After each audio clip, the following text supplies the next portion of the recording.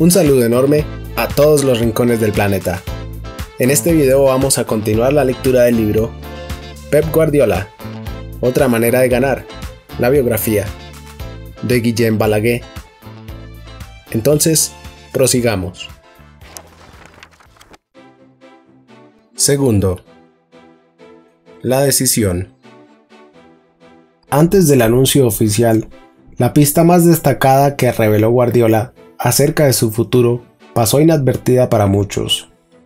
Se la dijo a un periodista italiano, en su tercer año frente al primer equipo del Barça, en una conversación que tenía que incluirse en un DVD sobre la historia del Brescia. Pep, que no concedía entrevistas individuales, había hecho una excepción, pero finalmente fue traicionado y sus declaraciones acabaron en la televisión nacional italiana. No se trataba tanto de una evaluación de su situación personal como de la descripción de una constante histórica, aplicable no solo al Fútbol Club Barcelona, sino a la mayoría de los clubes de gran envergadura. Pero ciertamente servía para calibrar lo que sentía. Según Guardiola, para estar en una gran institución durante 4 años, has de tener mucho coraje. Los jugadores se cansan de ti y tú te cansas de los jugadores. La prensa se cansa de ti y tú te cansas de la prensa, de ver las mismas caras, de contestar las mismas preguntas, siempre lo mismo. Al final, eres consciente de que ha llegado el momento de marchar, de la misma forma que lo comprendí cuando era jugador, y un día me dije, me parece que ha llegado la hora de irme. Llegó también la hora de despedirse como entrenador.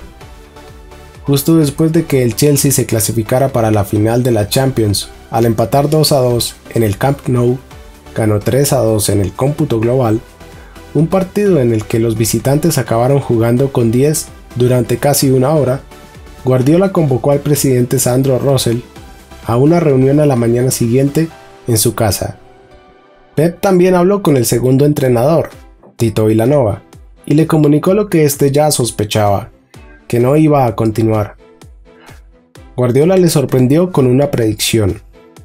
Creo que te propondrán que me sustituyas, anunció, y yo te apoyaré en la decisión que tomes, sea la que sea. Vilanova no lo sabía, pero su nombre había salido a colación por primera vez en una conversación entre Zubizarreta y Guardiola en el mes de noviembre. ¿Crees que Tito podría reemplazarte si al final decides no renovar?, preguntó entonces el director deportivo. Claro que sí, contestó Pep, a pesar de que no sabía si su amigo iba a aceptar el puesto o si Zubizarreta hablaba en serio. A las 9 de la mañana del día siguiente, Pep Guardiola se reunió en su casa con Sandro Rosell, Andoni Zubizarreta, Tito Vilanova y el vicepresidente Josep Maria Bartomeu. En ese encuentro, el entrenador les comunicó que no renovaría el contrato con el Fútbol Club Barcelona. Durante las 3 horas de conversación, Pep explicó las razones que le impulsaban a abandonar el club. ¿Recordáis todo lo que hemos hablado durante la temporada? Nada ha cambiado. Me marcho. Tengo que marcharme, les dijo. La derrota frente al Real Madrid y la eliminación ante el Chelsea no tuvieron ninguna relevancia en la decisión, aunque ambas sirvieron de catalizador para acelerar la cadena de acontecimientos. Al día siguiente, se lo comunicó a sus padres, y aunque su madre, Dolors, pensaba que la salud de su hijo estaba por encima de todo, también sintió que se le encogía el corazón al oír la noticia. En todo caso, Dolors sabía que Pep necesitaba espacio para relajarse, para descansar, para recuperarse. Así es como también lo interpretó su padre, Valenti. Su hijo se sentía desbordado por tanta responsabilidad hacia los socios, la afición y el club. Según Ramón Besa, de El País, su padre comprendió e incluso predijo el desenlace en septiembre, cuando Guardiola recibió la medalla de oro del Parlament de Cataluña.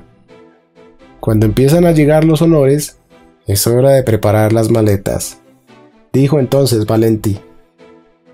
Tal y como reveló el periodista Luis Martín, también en El País, en los 2 días previos al anuncio público de su marcha, muchos intentaron que Pep cambiara de opinión. Mensajes de Valdés, Iniesta, Xavi y especialmente de Messi, pese a que las últimas decisiones de Pep habían marcado cierta distancia con su mejor futbolista, inundaron la bandeja de entrada de su móvil, confiaban en su continuidad y le mostraban su apoyo. Vilanova le pidió que reconsiderara la decisión. A su bizarreta se le ocurrió una idea disparatada, una de esas esperanzas desesperadas que uno tiene que expresar por más que ya conozca la respuesta.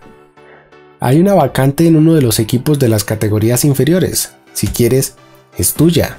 Lo que más te gusta es entrenar a niños, ¿no? Pep le miró, intentando descifrar qué había detrás de aquella oferta. Contestó a su amigo con la misma ambigüedad. Bueno, pues no es mala idea. Los dos se echaron a reír. 2 días después de anunciar su marcha al presidente, llegó el momento de comunicar su decisión a los jugadores. Nadie en la plantilla estaba seguro del desenlace. Tras caer eliminados en semifinales de la Champions frente al Chelsea, Carles Puyol se quedó en el estadio un rato más que el resto de la plantilla a la espera de concluir un control antidopaje. Se enteró de que Pep estaba retrasando su intervención en la rueda de prensa y concluyó que era una buena señal. Esta semana nos dirá que se queda seguro. No quiere dejarnos en estos momentos, le comentó a uno de sus compañeros de equipo. El central internacional admite ahora que no tiene futuro como clarividente.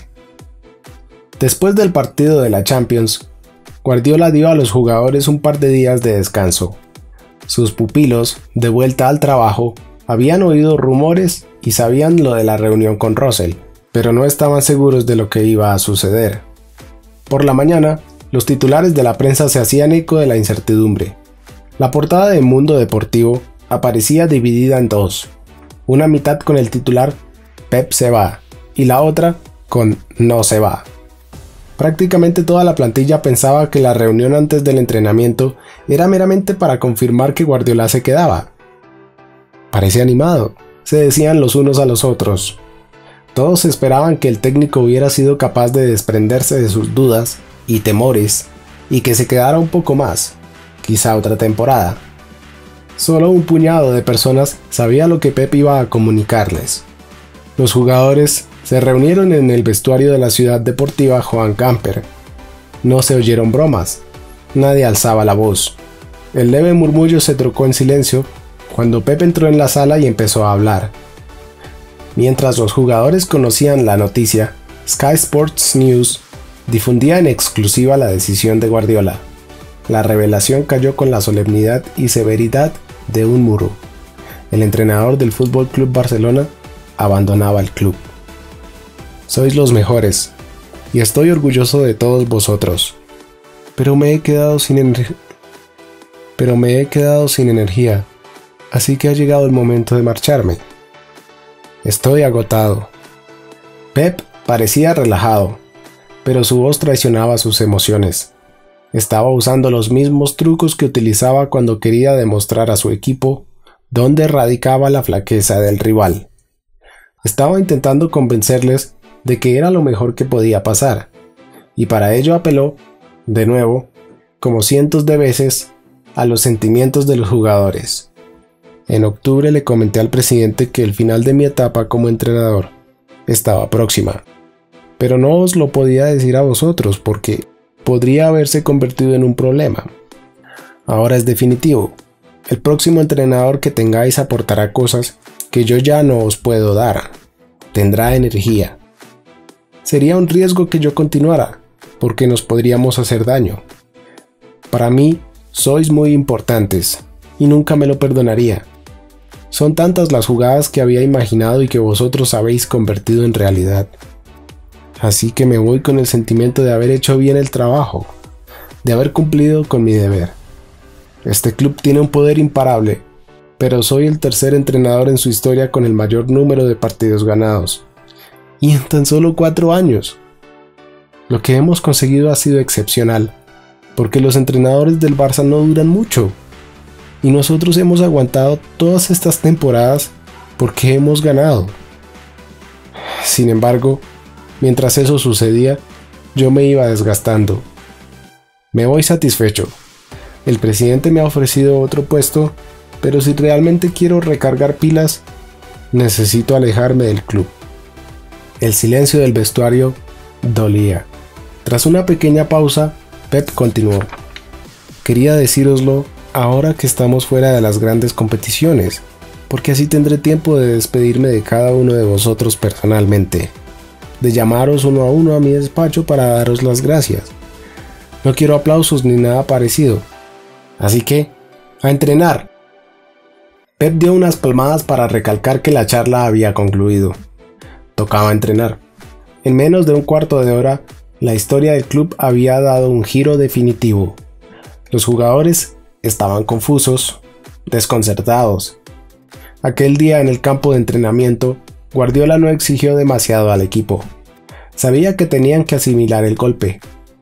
Para los jugadores, aquella sesión fue la primera en su camino hacia la renovación de ideas y de ilusión.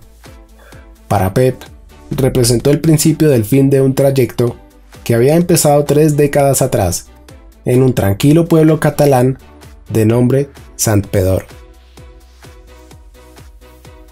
Segunda parte. Pep, de una plaza en Santpedor al banquillo del Camp Nou. Plaza principal del pueblo de Santpedor, una mañana cualquiera de 1979. A medida que nos aproximamos al pueblo donde Pep pasó su infancia, dejamos atrás el valle que lo rodea. Las casas descansan como pequeños dados lanzados hace tiempo y abandonados al final del tapete color verde y tierra. El aire es fresco. La greda seca eleva su olor. Huele a calma, pues, y a antiguo. En el horizonte, el perfil rocoso de Montserrat, el impresionante macizo cerrado e ícono de Cataluña que se eleva por encima del valle como una plantilla de cartón, un majestuoso telón de fondo al imperturbable pueblo que duerme a 70 kilómetros de Barcelona. Uno de los primeros edificios de esta población de 7.500 habitantes es la nueva casa de los progenitores de Guardiola, construida por su padre Valentí, albañil de oficio. Es un inmueble moderno de 3 plantas, justo al lado de la carretera principal, en un área salpicada de nuevas edificaciones.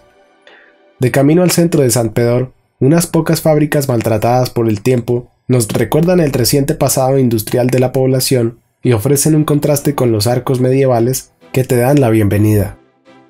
Santpedor es de esos pueblos en los que los habitantes te saludan por la calle, porque así lo han hecho siempre. Los que se reconocen se detienen a charlar un rato sobre los mismos temas de siempre, como cualquier otro día. La amplia carretera empieza a fusionarse con sinuosas calles centenarias, angostas y laberínticas, que desembocan en una de las 2 plazas principales de Santpedor, la Plaza Gran y la Plaza de la Generalitat. Esta última también era conocida como Plaza de Berga, pero ahora los vecinos se refieren a ella como la plaza donde nació Guardiola. Prácticamente todas las mañanas de 1979, un chaval espigado de 10 años salía de la casa número 15 de la Plaza de la Generalitat y se dirigía al centro de la misma con un balón bajo el brazo. El niño, de piernas tan delgadas como fideos y al que los vecinos llamaban Guardi, esperaba a que llegara el resto de la pandilla, incluida Pilar, dándole pelotazos a la pared. En esa época no existía la PlayStation, y por las carreteras circulaban tan pocos coches que no era necesario instalar semáforos. Los chavales no corrían peligro si decidían hacer un partidillo en medio de la plaza, cosa que ocurría a menudo. Pep jugaba antes de ir a la escuela y también después, de vuelta a casa, siempre con el esférico pegado a su costado o masajeado por el pie derecho, controlado, servicial.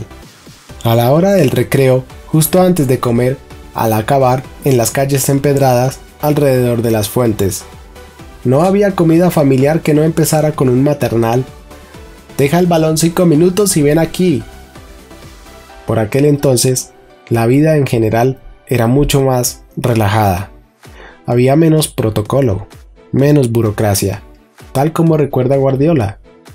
Bajabas a la plaza y te pasabas el tiempo jugando hasta que te llamaba tu madre o anochecía, y ya no se veía la pelota. Así de simple. No necesitabas ir a un campo de fútbol ni organizar partidos. ni siquiera quedara una hora determinada. No había porterías, ni tampoco carteles que prohibieran jugar al balón. La persiana metálica de un garaje hacía las veces de portería, y había peleas para decidir quién hacía de guardameta. Pilar pasaba de ser la elegida. Chutaba fuerte y tenía un buen toque, y durante más de una década, el equipo femenino del pueblo vecino se benefició de sus horas de práctica con Pep y el resto del grupo. La otra disputa era para conseguir formar parte del equipo de Guardi, y si te tocaba jugar con él, la táctica era clara: había que pasarle el balón.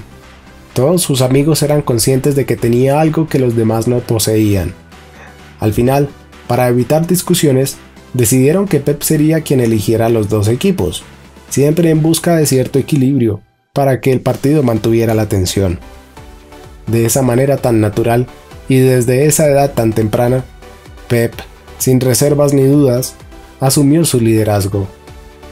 Y cuando, en uno de esos partidos en plena calle que podía durar todo el sábado o el domingo, uno de los niños destrozaba algo en la plaza con un pelotazo desafinado, una sonrisa de Pep siempre lograba sacarlo del apuro. Hoy los coches pueden atravesar la plaza e incluso aparcar en el centro. Ya no es un sitio donde los niños puedan jugar, hay un cartel que lo impide. Cuando Pep regresó al Fútbol Club Barcelona para entrenar al B, las pequeñas escapadas a Santpedor y los largos paseos por los alrededores del pueblo se convirtieron en un hábito. Reflexivo hasta casi la meditación, a Pep también se le vio por su pueblo mientras debatía si era buena idea saltar al primer equipo. Luego, durante los 4 años en los que se dedicó a cambiar el mundo del fútbol, apenas se le vio, aunque su presencia se siente en muchos de los rincones de Santpedor. El polideportivo municipal lleva su nombre. Su fotografía adorna varios bares. Hay una placa conmemorativa en el centro de la plaza dedicada al Fútbol Club Barcelona, colocada por la Peña Culé de la localidad, que por cierto ha ganado 100 socios adicionales en los últimos 4 años. La popularidad del fútbol se ha incrementado en el pueblo hasta tal punto que los equipos de balonmano y de otros deportes han quedado reducidos a la mínima expresión. Los niños solo quieren ser como Guardiola, y con marcado orgullo te recordarán que comparten con él procedencia y sueños. Así pues, hay un poco de Pep en Santpedor, pero también hay mucho de Santpedor en Pep. Las conversaciones a media voz que se oyen en el pueblo son en catalán, igual que las señales y los nombres de las calles. La señera cuelga de muchos balcones y en bastantes edificios abandonados se pueden ver grafitis que expresan una fuerte conciencia de identidad catalana. El pueblo tuvo en sus orígenes el honor de ser considerado Carrer de Barcelona, una distinción medieval con todos los privilegios y franquicias que ello suponía. Santpedor era una vía, pues, hacia Barcelona, la capital de Cataluña, y el destino que cambiaría la vida de Guardiola, orgulloso de todo ello. En realidad, solo se puede estar satisfecho de tanta historia y tanta raíz. Hijo de los Guardiola Sala, sus padres son como la mayoría de los progenitores del pueblo, humildes y trabajadores. Ellos sembraron la semilla. ¿O fue acaso Santpedor? David Trueba cree que el técnico es fruto de sus padres y de sus orígenes. Hijo de albañil, nacido en un pueblo del que quiso salir pero que le sirve de referencia, Valenti y el resto de su familia le han inculcado viejos valores, de esos de otra época, de cuando los mayores no tenían dinero ni propiedades para dejar en herencia a sus hijos, solo dignidad y principios. Lo dice Trueba. Cuando se trata de analizar o juzgar a Guardiola, hay que recordar que, debajo del traje elegante, el jersey de cachemir y la corbata elegida, está el hijo de un albañil, que dentro de los caros zapatos italianos hay un corazón en alpargatas. Cuando Pep piensa en su infancia en Santpedor, en sus padres, en los interminables partidos en la plaza, no recuerda un momento específico, sino un sentimiento: felicidad, alegría en su estado más simple, más puro. Y esa sensación lo invade de nuevo cuando va a visitarlos, o a su tía Carmen y a su tío José, o a cualquier otro familiar que todavía resida en Santpedor, y se sienta con ellos en la plaza del pueblo, hasta que una legión de admiradores se cuela en esa escena privada y rompe la magia. De vuelta a su infancia, cuando el sol se ponía en la plaza, el joven Pep enfilaba hacia su casa y dejaba el balón en un rincón de su habitación, un modesto espacio decorado con poco más que un póster de Michel Platini, la cara del fútbol cuando Guardiola tenía 10 años. Pep nunca lo había visto jugar, pero había oído a su padre y a su abuelo hablar sobre la habilidad del jugador de la Juventus, sobre su capacidad de liderazgo, su aura. Lo único que Pep sabía sobre Platini eran las sabias palabras de su progenitor y su abuelo, y por supuesto el póster del francés, elegante, acariciando el balón con la cabeza erguida, contemplando el horizonte e imaginando el próximo pase. La atracción fue instantánea.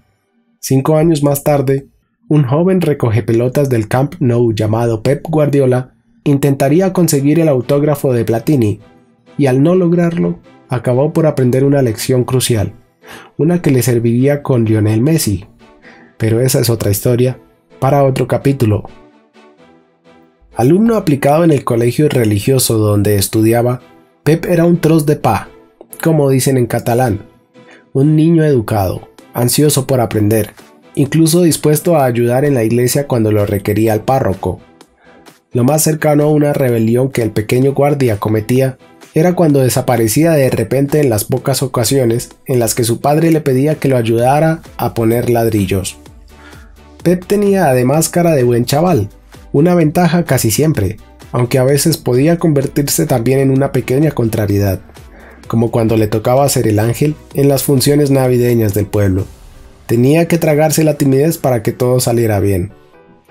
A los 7 años, Pep cambió de escuela, La Salle de Manresa, una institución católica a unos pocos kilómetros de su casa.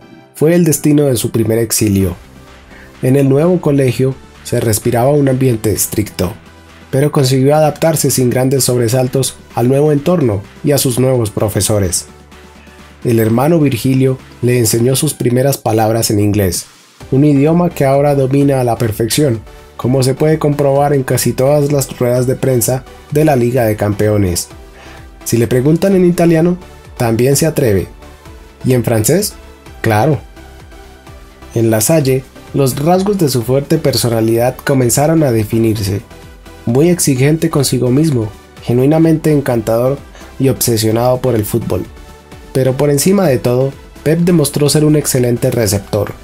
Y, como una esponja, absorbía conocimientos de todos los que le rodeaban, especialmente de los mayores. Era un poco más alto y más delgado que la mayoría de sus compañeros. Dice su madre que no paraba quieto y eso le impedía ganar el peso que le correspondía por su edad. Quizá, pero en todo caso seguía siendo el primer jugador al que siempre elegían los capitanes y frecuentemente el único participante en uno de sus juegos favoritos: mantener el balón en el aire sin tocar el suelo. Era una competición con un solo participante. No tenía sentido retarle. Durante uno de esos partidos en La Salle, 2 ojeadores del Club Gymnastic de Manresa se fijaron en él, en su don de mando, en su extremada delgadez, en su habilidad en el pase. Con el beneplácito de su padre, Valentí empezó a entrenarse en el Gymnastic 2 o 3 veces por semana, donde pronto le inculcaron algunos principios básicos. No pises a nadie, pero no te dejes pisar por nadie. La cabeza siempre alzada, máximo 2 toques. Mantén el balón en el suelo. Si la regla de oro para el éxito en el fútbol son los buenos entrenadores, Pep había empezado en el sitio adecuado. Lo habitual es que un niño del pueblo de Pep fuera del Barça. Solo había en San Pedro un fan del Español, su abuelo, que un día incluso colgó un póster de los blanquiazules en la pared de la casa familiar. Una pequeña provocación o quizá una manera de recordarles a todos que no todas las calles llevan al Camp Nou. Pero esto no influyó en la adhesión deportiva de Pep. Mi abuelo era la persona más buena del mundo y con un corazón tan grande que no le cabía en el pecho. Tenía un enorme sentido de la compasión, así que casi se sentía obligado a apoyar al equipo más pequeño, el que tenía menos posibilidades de ganar. En nuestro pueblo no había ningún otro seguidor del Español, aparte de él. Un compañero de equipo de Pep en el Gymnastic tenía un familiar que disponía de carnet de socio del Barcelona, y Pep le sugirió que se lo pidiera prestado un día para ir a ver un partido en el Camp Nou. En 1982, con 10 años, Pep se dirigió a Barcelona para ver por primera vez en el Camp Nou un partido de la Liga, el Barça-Osasuna. La calle que llevaba hasta el estadio era un río de gente con banderas del Barça, y Pep experimentó un increíble sentimiento de alegría, de entusiasmo, de formar parte de algo grande, una pequeña epifanía. Mientras se sentaba en la fila 7 de la grada norte, justo a un lado de la portería, murmuró a su amigo algo que miles de niños han repetido en cada partido antes y después de aquel día. Pagaría millones por poder jugar un día en ese campo. De hecho, cuando estaba en el Gymnastic, Pep participó en varios amistosos contra los equipos de la cantera del Barça, fuente de lecciones valiosas sobre sus propias limitaciones y las de su equipo. Él era el mejor jugador en el Gymnastic, pero se dio cuenta de que había muchos chavales como él, o incluso mejores, que lucían la camiseta azulgrana.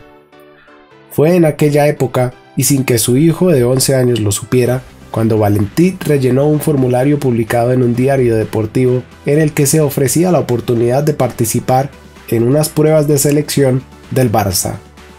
«Los del Barcelona quieren verte», le dijo su padre unos días más tarde ante la sorpresa de su hijo. Pep acudió a los campos adyacentes al Camp Nou, nervioso, delgado, sintiéndose insuficiente. Jugó mal, y él lo sabía. Aquella noche no pudo dormir. Le pidieron que fuera otro día, pero no lo hizo mucho mejor. Le tocó situarse en la banda y Pep carecía de la velocidad y la fuerza para destacar. Le dieron otra oportunidad. En su tercera visita al Camp Nou, el entrenador le colocó en el mediocampo, donde, de repente, Pep demostró ser un imán para el balón, dirigiendo el juego ofensivo y marcando el ritmo. Había hecho lo suficiente. El Barcelona decidió que quería ficharle.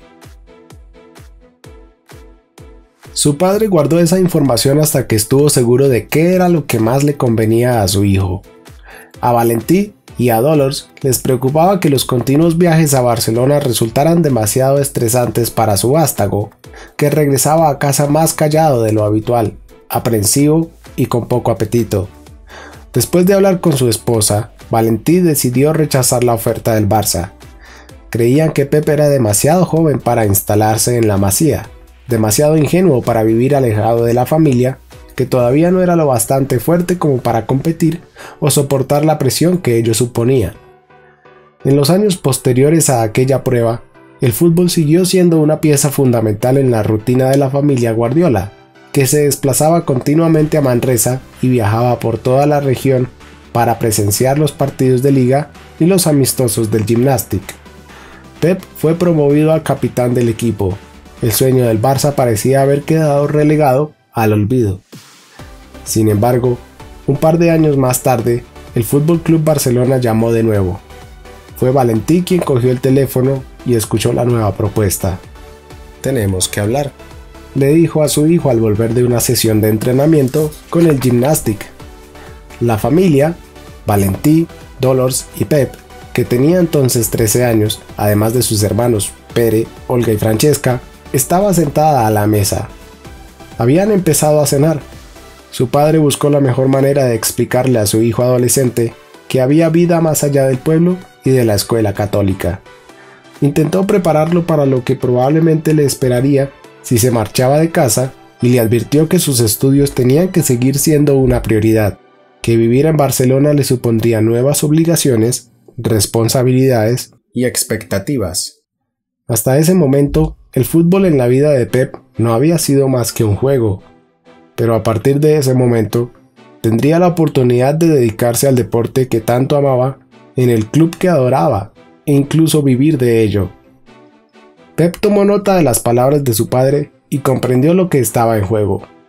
Él ya había decidido que, si el Barcelona no volvía a contactarle, abandonaría su sueño de convertirse en futbolista profesional porque no podría soportar otro rechazo. Pero el Barça había llamado. La decisión estaba tomada. Pep Guardiola dejaría su casa, el pueblo y todo aquello que le era familiar. se mudaría a la gran ciudad para entregarse por completo al proyecto de convertirse en futbolista profesional en el club que soñó. Un chaval saltando en una litera de la Masía, en Barcelona, una noche a principios de agosto, a finales de los 80. Poco después de aquella llamada, Pep, sus padres y su hermano Pere visitaron las instalaciones de la Masía en Barcelona, una vieja casa rural donde se alojaban los jóvenes jugadores de fuera de la ciudad condal, otros chavales que también habían dejado sus casas y sus familias. Tumbado en la cama superior de una de las literas, Pep abrió la ventana de la habitación que iba a compartir con otros 4 chicos. «Mira mamá, cada día, cuando abra la ventana, veré el Camp Nou». Cuando Pep se instaló en la Masía, no se llevó el póster de Platini que adornaba su cuarto. Consciente o no, el fútbol había adoptado otra dimensión en su vida. Aunque Pep no recuerda esa etapa temprana en el club como una época de grandes vicisitudes emocionales, sí admite que resultó difícil dejar atrás todo su mundo, incluyendo a sus amigos, con tan solo 13 años. No podía ser de otra manera. De un día para otro los estrechos lazos familiares se rompieron para dar paso a nuevas amistades. De vez en cuando por la noche, usaba el teléfono de pago instalado en la planta baja de la vieja residencia payesa para charlar un rato con sus padres, y casi cada fin de semana regresaba al pueblo, a tan solo un poco más de 1 hora de distancia. Pep describe ese periodo de novedades, descubrimientos y algunas ausencias que lo ayudaron a curtirse como una época de maduración. Creció y se desarrolló rápidamente. La distancia con el mundo que conocía hasta entonces le fortaleció. La memoria a Pep le ha jugado una mala pasada. Su padre no recuerda todo aquello con el mismo cariño, con el mismo romance. El pobre lloraba cuando nos llamaba, nos partía el corazón. Su vida como entrenador, tensa y agotadora, ha propiciado un curioso efecto. Su vida anterior parece haber sido reescrita. Pep ha empezado a recordar esos lejanos días con una combinación de envidia y melancolía por la inocencia perdida. Es evidente que es una afección reciente. Hace apenas una década escribió que a veces se sentía perdido en la Casa Gran, que es como los chicos llamaban a la residencia del Barça. El club les proveía, a él y a otros jóvenes, de todo lo que necesitaban, pero especialmente el afecto y la tranquilidad mental de saber que, cuando los necesitaba, ellos siempre estaban cerca para evitar que mis problemas se entrometieran en mis sueños. Y esa constatación, que ellos estaban allí para ayudarnos, es tan importante para mí que siempre les estaré agradecido. Nunca podré pagarles todo lo que han hecho. La jornada se iniciaba con un desayuno a base de yogures, cereales, tostadas, mermelada y leche. A diferencia de otros chicos de su generación, los jóvenes de la Masía compartían un televisor con un temporizador automático que se apagaba a las 11 de la noche. Pero además de las sesiones de entrenamiento diarias, había algo que les distraía mucho más que la televisión y les robaba horas de sueño. A pesar del toque de queda, Pep y sus compañeros de habitación se arremolinaban cada noche ante la ventana para espiar la actividad de las prostitutas que ejercían su oficio a lo largo de la calle que desembocaba en la verja de la Masía. Con el tiempo, esa presencia acabó por convertirse en parte integrante del paisaje. Las lágrimas de algunos de los chicos a la hora de acostarse también formaban parte de la serenata nocturna, pero Pep no tardó en darse cuenta de que llorar no le ayudaba a aliviar las penas. Después de todo, estaba viviendo su sueño de infancia, así que decidió que era mucho mejor centrarse plenamente en el trabajo, que en su caso incluía un programa de mejora en la condición física. Su endeble estructura preocupaba a sus mentores, que ya estaban convencidos de su potencial. El joven Guardiola acabó por conocer, en esos años de su adolescencia, el territorio catalán como la palma de su mano. Durante los largos trayectos que el autobús realizaba por toda Cataluña para jugar partidos contra otros equipos, Pep no hablaba de otra cosa que no fuera de fútbol. Sus dotes de observación le permitían aprender continuamente de todo lo que le rodeaba, de otros equipos, de los entrenadores, de otros futbolistas mayores que él. En una ocasión pidió a un par de compañeros que repitieran una jugada a balón parado que había visto practicar al equipo filial el fin de semana anterior. La falta culminó en gol. Su entrenador preguntó a quién se le había ocurrido la idea. ¿De dónde la habían sacado? De los mayores, contestó un Pep Guardiola quinceañero. Eso era la Masía, un campus de fútbol donde el diálogo entre técnicos y jugadores no era unidireccional. Los jóvenes solo quieren jugar al fútbol, vivir para el fútbol, y la Masía te permite hacerlo, apunta Pep. Cualquier hora del día era buena para agarrar el balón y jugar un rato, o ir a ver cómo entrenaban los demás. Ocasionalmente, cuando me piden que dé una charla en la Masía, recurro al siguiente ejemplo. Todas las noches cuando os vayáis a dormir, preguntaos si os gusta el fútbol o no. Planteaos si justo en ese momento os levantaríais, agarraríais el balón y os pondríais a practicar un rato. Si algún día la respuesta es no, entonces tendréis que dedicaros a otra cosa. Vivir en la academia del fútbol tenía otras ventajas. Los chavales de la Masía tenían la oportunidad de ser espectadores privilegiados en el Camp Nou, bien repartiendo folletos del club durante los días de partido o, tras una larga lista de espera, haciendo de recogepelotas. En una foto de la noche de 1986, en que el Barcelona celebró su paso a la final de la Copa de Europa tras batir al IFK Göteborg, un joven Pep, que había visto el encuentro desde el césped en uno de esos momentos privilegiados, aplaude entusiasmado junto a un par de jugadores del Barça que llevaban a Terry Venables a hombros. Guardiola aprendió una lección crucial ejerciendo de recogepelotas. El futbolista que decoraba su habitación en Sant Pedor saltó del póster al Camp Nou. La Juventus de Platini jugaba contra el Barcelona. Era el momento, pues, de llevarse un pedazo del ídolo que adoraba sin haberle visto jugar nunca. Un autógrafo bastaba. Se puso en su bolsillo del chándal un trozo de papel y un bolígrafo. El plan estaba trazado. Le abordaría cuando saliera a calentar, el único momento en que podía cruzarse con él. Boniek, Sierra y Brio salieron a prepararse. También Michael Laudrup. Platini se quedó en el vestuario. De hecho, no siempre salía a calentar. ¿Será pues, pensó Pep, que no todos los jugadores son iguales? El papel y el boli se quedaron en el bolsillo y también la enseñanza. Como queda dicho, la foto de Platini no lo había acompañado hasta Barcelona, y gradualmente otro jugador mucho más accesible ocupó el papel del antiguo héroe, Guillermo Amor, futuro centrocampista de la plantilla de Johan Cruyff, 4 años mayor que Pep y también residente en la Masía.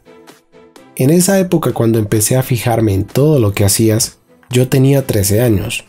Escribió Pep hace una década sobre Amor en su autobiografía Mi gente, mi fútbol.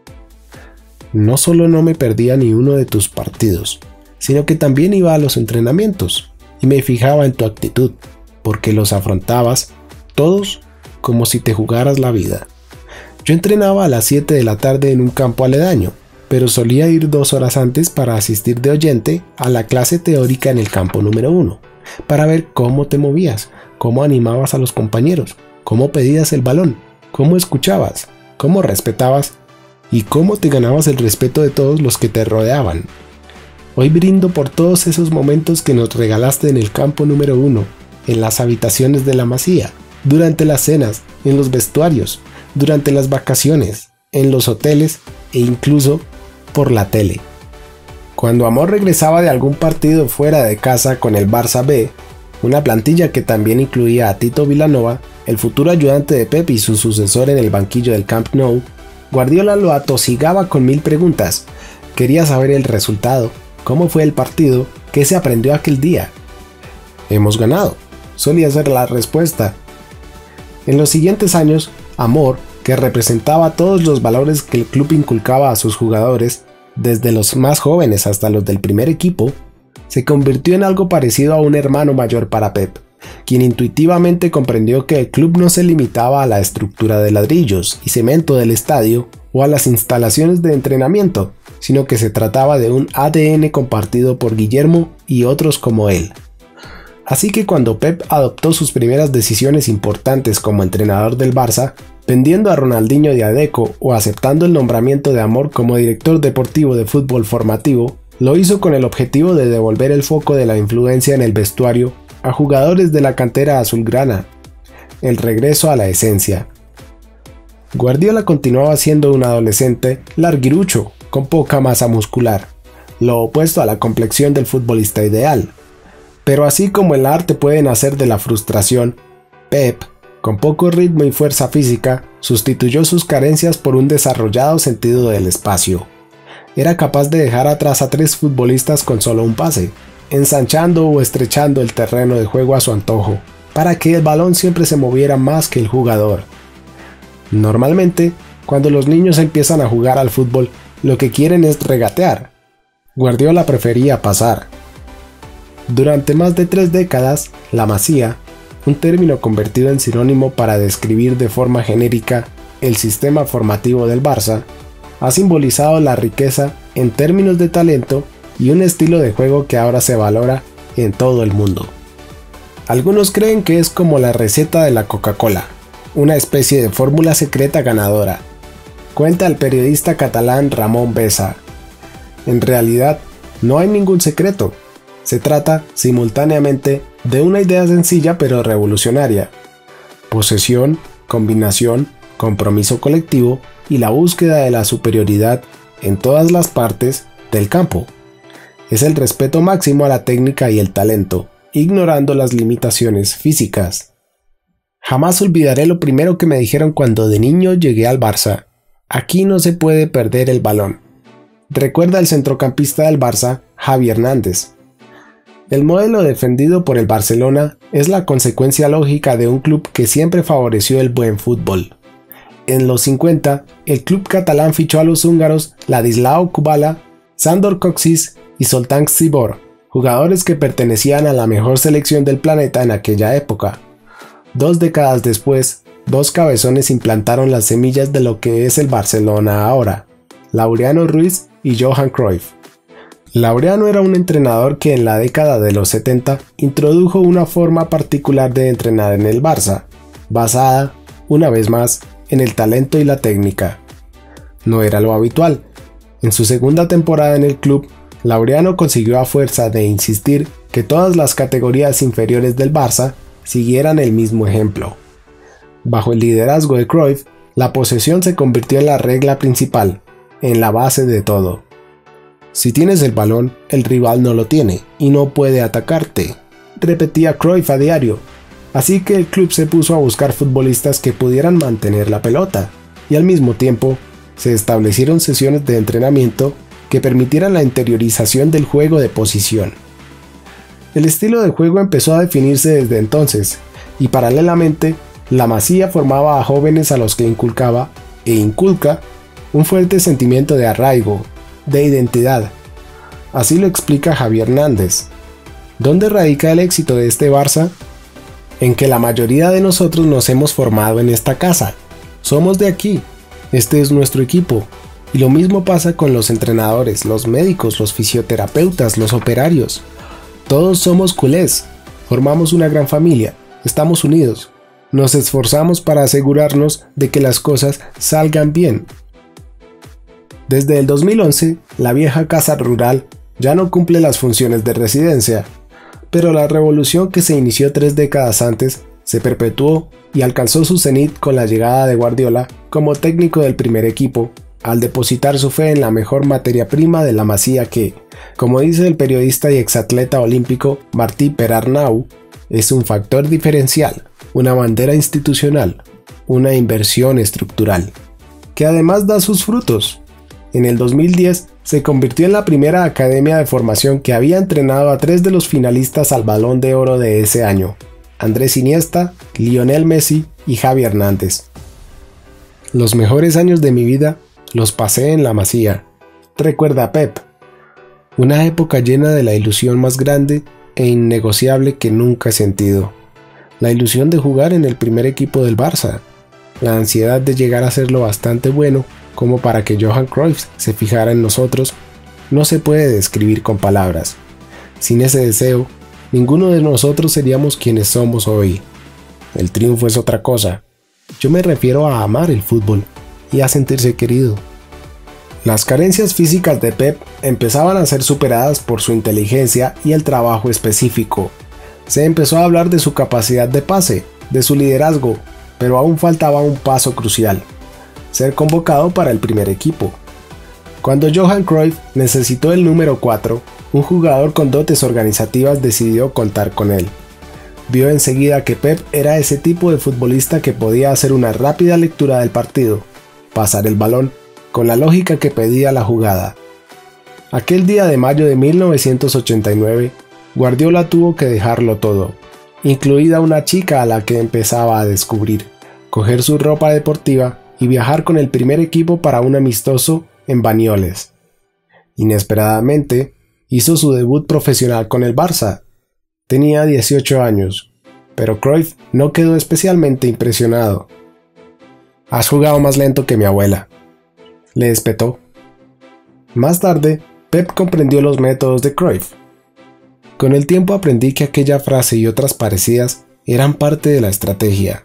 Cruyff te bajaba los humos cuando tocaba, con la misma facilidad que te elogiaba en público si la prensa te atacaba. Su primera experiencia con Cruyff iba a dejar un calado profundo. «Más lento que mi abuela».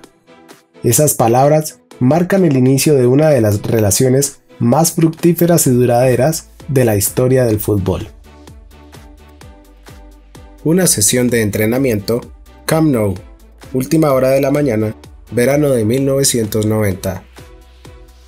No todo le vino rodado a Pep en sus inicios al lado del holandés.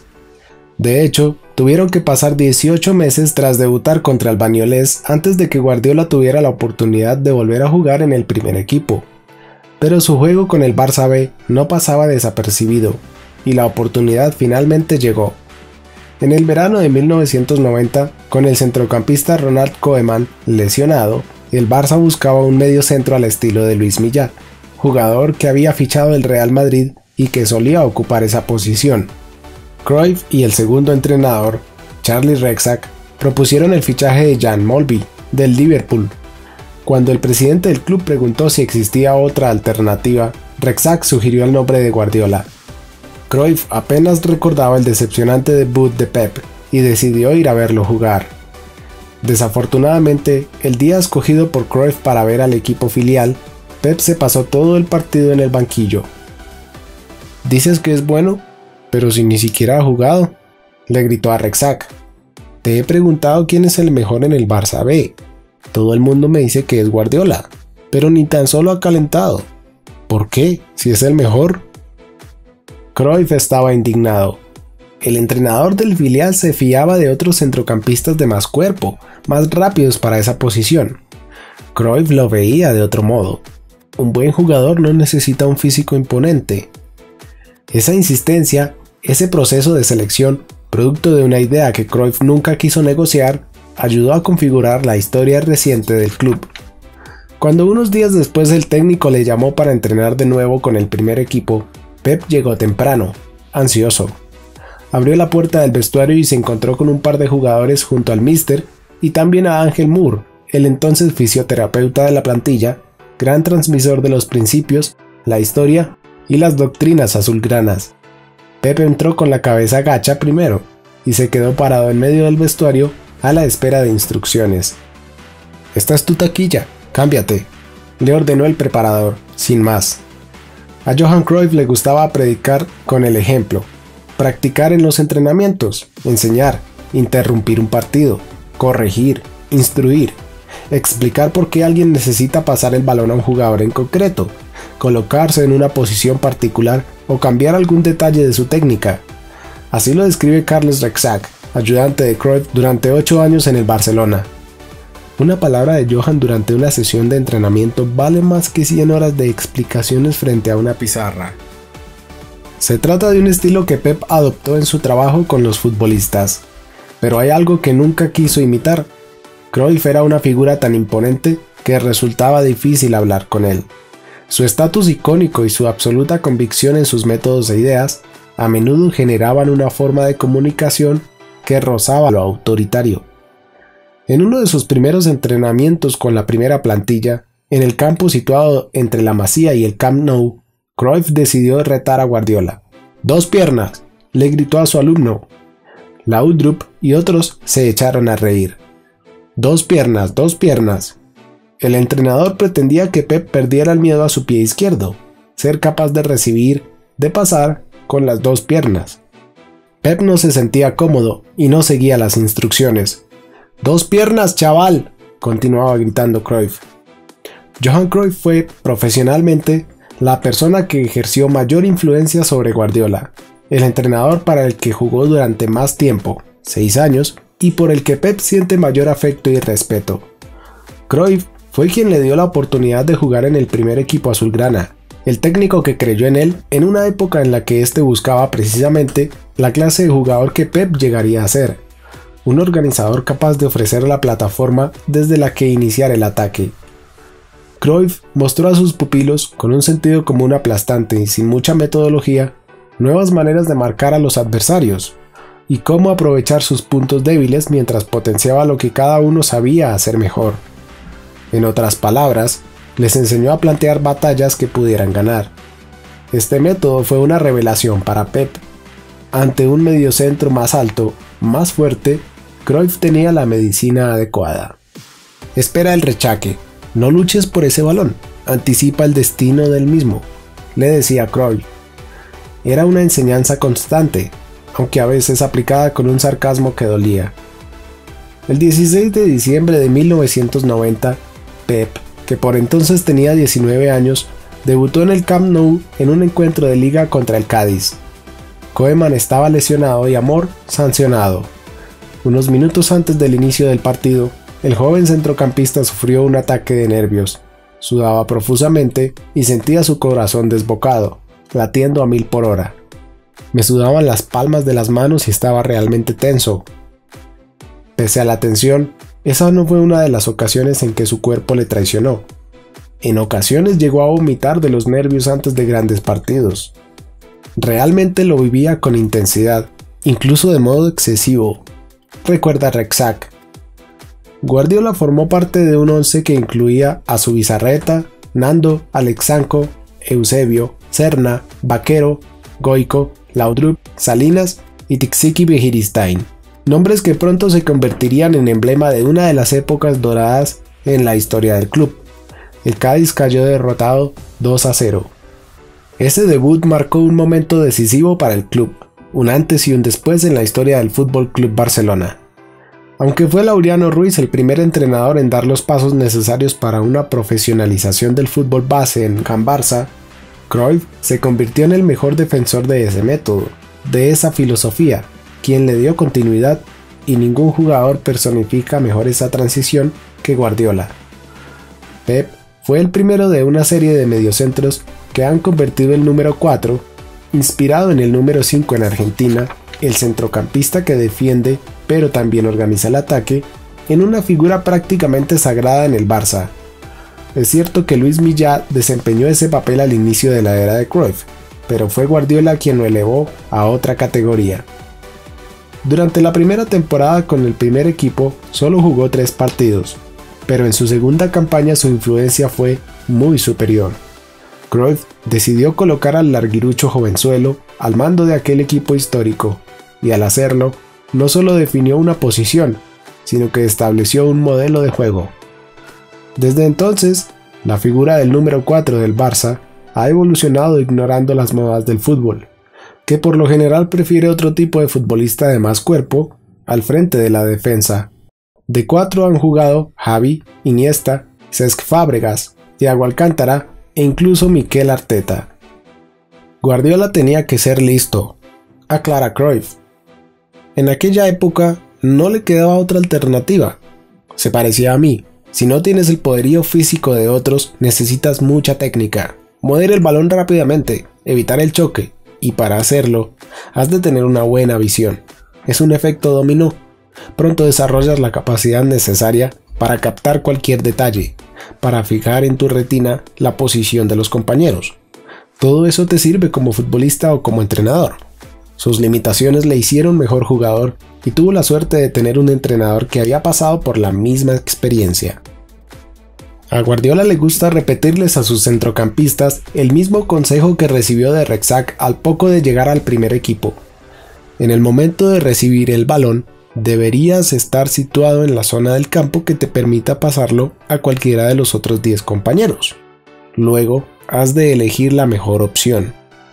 Guardiola ha dicho en numerosas ocasiones que si él fuera hoy el mismo muchacho de 19 años que jugaba en el Barça, nunca llegaría a ser profesional. Su cuerpo delgado, su escasa velocidad, se lo impedirían. Le gusta insistir en que, como máximo, estaría jugando en algún equipo de segunda. Hace una década esa afirmación podría corresponderse con la realidad. Incluso hoy día tendría razón si Pep hablara de cualquier otro club de gran envergadura. Pero no del Barça. No ahora. Su repertorio de pases y su agilidad mental encajarían perfectamente en el equipo que él entrenó, y nunca sobra en ningún equipo su capacidad de liderazgo. No te compliques, Michael. Esto fue lo que escuchó Laudrup, por aquel entonces una estrella internacional, de la boca de Guardiola, que contaba apenas 20 años. El jugador danés había intentado regatear a 3 jugadores demasiado cerca de la línea de mediocampo, donde perder el balón podría haber provocado una contra letal. Si eso no es complicarse, eso es fácil, replicó Michael mientras le guiñaba el ojo, pero sabía que el chico tenía razón.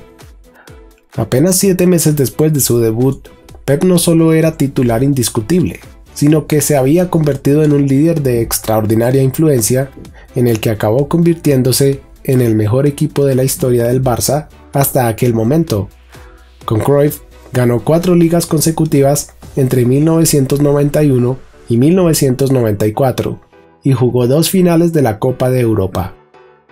En la temporada de 1991 y 1992, la segunda de Guardiola con Cruyff, el club catalán disputó el principal título europeo en Wembley ante la Sampdoria, algo que, para el Pep culé y el Pep jugador, representaba la culminación de un sueño. Era un trofeo que no estaba en las vitrinas de la institución. La noche anterior, en la última sesión de entrenamiento en Londres, antes del partido, el delantero Julio Salinas y Pep se enzarzaron en una discusión sobre el número de peldaños que conducen al famoso palco donde se recoge la Copa de Europa. Hay 31, seguro, aseveró Pep, siempre atento a los mitos y rituales futbolísticos, y a la precisión. Salinas, que disfrutaba buscándole las cosquillas, saltó que no. El portero, Andoni Zubizarreta, harto de oírlos discutir, espetó: la mejor forma de resolver esta discrepancia es ganar el partido mañana. Cuando subamos hasta el balcón para recoger la copa, podréis contar los dichosos peldaños, ¿de acuerdo? El 20 de mayo de 1992, 17 meses después de su debut, Guardiola, como ocurría habitualmente, formó parte de la alineación en la final de Wembley. Antes de saltar al terreno de juego, Johan Cruyff les dio a sus jugadores una única consigna: salid y disfrutad. Una declaración que expresaba su filosofía futbolística, aunque para algunos, y en un partido tan importante, esa simplicidad es entendida casi como un insulto a la profesión de entrenador. No hace justicia al trabajo que hay detrás de cada partido, asegura un grandísimo preparador que prefiere permanecer en el anonimato. Eso que dijo Cruyff es una gilipollez. Son sus palabras exactas. En todo caso, mientras aficionados, jugadores y la directiva del Barça celebraban el gol del triunfo de Ronald Koeman de falta en el tiempo de descuento, al menos una de las personas que lucía la camiseta del Barça tenía algo más en la cabeza. Zubi se colocó al lado de Guardiola de camino al palco de autoridades y le dijo: te equivocaste, Noi, hay 33 peldaños, los he contado. Ciutadans de Catalunya, ja la tenim aquí, gritó Pep Guardiola desde el balcón del Palau de la Generalitat al día siguiente. No fue casualidad que uno de los héroes recién llegados de Wembley presentara a la ciudad su primer trofeo europeo en el mismo lugar donde, casi 15 años antes, Josep Tarradellas, expresidente de la Generalitat de Catalunya, saludara a la ciudadanía tras su regreso del exilio y que además parafraseara al político: Ciutadans de Catalunya, ja soc aquí, gritó para la historia Tarradellas. Guardiola, un referente catalán de la plantilla del club, entendió la importancia de la coronación del Fútbol Club Barcelona como superpotencia europea y reafirmó con esa expresión el papel simbólico del club e incluso el de su propia persona. No quería esconder su catalanidad ni temía las repercusiones. Aquella noche en Wembley fue inolvidable, el mejor recuerdo de mi vida, una fiesta que tuvo continuidad en los siguientes encuentros de liga. Recuerda Guardiola. Apenas unos días después, el Barça, liderado en el medio campo por el joven Pep, ganó un histórico título de liga de forma realmente inesperada.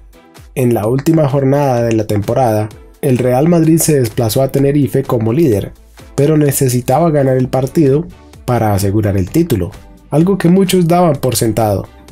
Pero tras dominar los primeros 45 minutos y adelantarse con un casi definitivo 0-2, un espectacular colapso de los blancos en la segunda mitad acabó con una sorprendente derrota y el triunfo en la Liga del Barcelona. Si antes de 1992 el club barcelonés había tenido éxito a escala nacional, pero fracasaba a la hora de imponerse en el escenario europeo, Cruyff consiguió cambiar esa pauta y logró elevar al Fútbol Club Barcelona a la categoría de potencia genuinamente internacional. De hecho, Cruyff hizo mucho más que eso. Estableció un modelo futbolístico y aún más. Retó a los aficionados del Barça a enfrentarse a sus temores, a superar el sentimiento de victimismo, tónica en la identidad del club desde principios del siglo XX.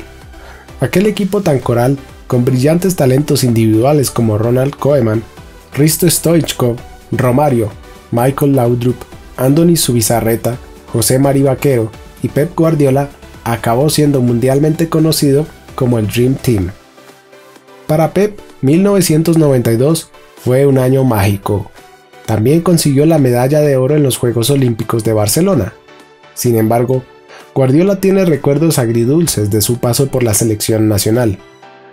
Para mí fue una experiencia tan fugaz como la arena que se escurre entre los dedos. El equipo de fútbol olímpico español fue convocado casi un mes antes del torneo y se instaló a unos 700 kilómetros de Barcelona, cerca de Palencia. Pep confiesa que durante esa concentración se comportó como un verdadero idiota. Lo reconozco. Eso es lo que siento cuando recuerdo cómo marqué distancias con el grupo, totalmente ajeno a ellos, sin ningún interés por integrarme, evitando compartir la solidaridad que han de mostrar los miembros de un equipo que tienen un objetivo común. Mis compañeros, a pesar de mostrarse amables conmigo, debían de pensar que era un engreído, un pobre idiota. Al final, cuando desperté de mi letargo, acabé disfrutando de la posibilidad de jugar al fútbol con un equipo lleno de excelentes jugadores, unos compañeros con los que establecí una fuerte y larga amistad que ha durado hasta el día de hoy. Esa amistad es un triunfo tan importante como la medalla de oro que ganamos. Algunos futbolistas de aquel equipo olímpico español, Chapi Ferrer, Abelardo, Luis Enrique, por entonces en el Real Madrid, Alfonso y Kiko, constituirían la espina dorsal del equipo nacional durante la siguiente década. Aquel verano, Guardiola se ganó la fama de ser un poco raro, o al menos diferente al resto de jugadores, una etiqueta que, en determinados círculos futbolísticos, ha perdurado hasta hoy. Si la distancia interpuesta entre él y el resto del conjunto nacional molestó a algunos, su intensidad en los partidos y en los entrenamientos asustó a otros, distanciándolo de los que tenían poco interés en entender el juego. José Antonio Camacho, su entrenador nacional durante 3 años, lo explica a su manera. Veía a Guardiola como una persona mística. La forma en que vestía, siempre de negro, el hecho de que a veces se quedara tan callado, constantemente analizándolo todo, una y otra vez, que por qué habíamos ganado, por qué habíamos perdido el balón. A veces su obsesión resultaba excesiva. Aquel mismo año, 1992, el talento que Pep demostró al dar el pase correcto, al establecer el ritmo del partido, por tocar el balón 1000 veces y nunca más de un segundo cada vez, y por su fe en el estilo de juego que Cruyff había impuesto al Barça, no pasó desapercibido internacionalmente. y recibió el trofeo Bravo al futbolista joven más prometedor del fútbol europeo. Su ascenso fue meteórico. Apenas 2 años después de su debut, se había convertido en un jugador de renombre internacional. Al trofeo Bravo le siguieron muy pronto otros galardones, y tras los éxitos llegó un gran desengaño para el grupo, uno que le enseñaría una lección más importante que cualquier victoria. El 18 de mayo de 1994, el todopoderoso Dream Team era el claro favorito en las apuestas en la final de la Copa de Europa en Atenas frente al Milán de Fabio Capello. La severa derrota por 4-0 infligida por los italianos supuso un baño de humildad para el Barça, una enseñanza sobre el peligro que conlleva el exceso de confianza, la complacencia. Aquella derrota fue más amarga aún cuando entendieron que el motivo no fue ni táctico ni defensivo, sino mental. No se habían preparado bien. Todos pensamos que jugábamos contra una pandilla. Salimos convencidos de que éramos los mejores y nos metieron nada menos que 4 goles. Tan grande fue su superioridad que lo único que quería era que se acabase el partido, escribió Pep unos años más tarde.